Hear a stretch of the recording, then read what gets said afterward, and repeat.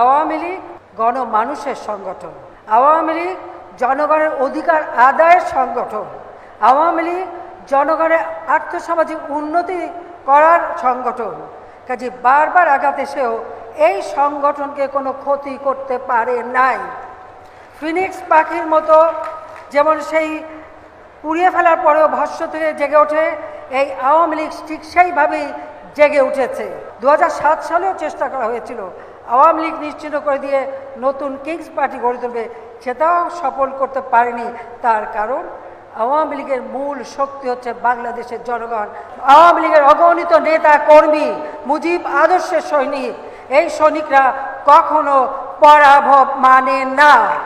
প্রত্যেক নেতা কর্মীকে এই প্রতিষ্ঠা বার্ষিকীতে বলবো যে যেমন সংগঠন করতে হবে, সেইভাবে জনগণের আস্থা বিশ্বাস, যেটা আমাদের মূল শক্তি, সেই আস্থা বিশ্বাসটা অর্জন করতে হবে।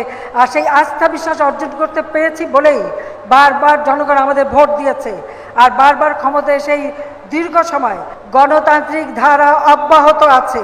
আর গণতান্ত্রিক ধারা অব্যাহত আছে বলেই আজকে আর্থসামাজিকভাবে বাংলাদেশ এগিয়ে যাচ্ছে। বাংলাদেশ আজকে বিশ্ব দরবারে উন্নয়নের রোল মডেল হিসেবে স্বীকৃতি পেয়েছে।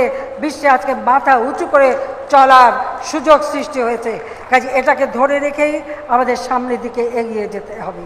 আমরা স্মার্ট জনগোষ্ঠী গড়ে তুলব, স্মার্ট সরকার, স্মার্ট অর্থনীতি, স্মার্ট সোসাইটি গড়ে তুলে এই বাংলাদেশ বিশ্বে মাথা উঁচু করে এগিয়ে যাবে। প্রতিষ্ঠা বার্ষিকী প্লাটিনাম জুবিলিতে এইটাই আমাদের প্রতিজ্ঞা। সেই প্রতিজ্ঞা আপনারা আছেন? বলেন, হাত তুলে বলেন।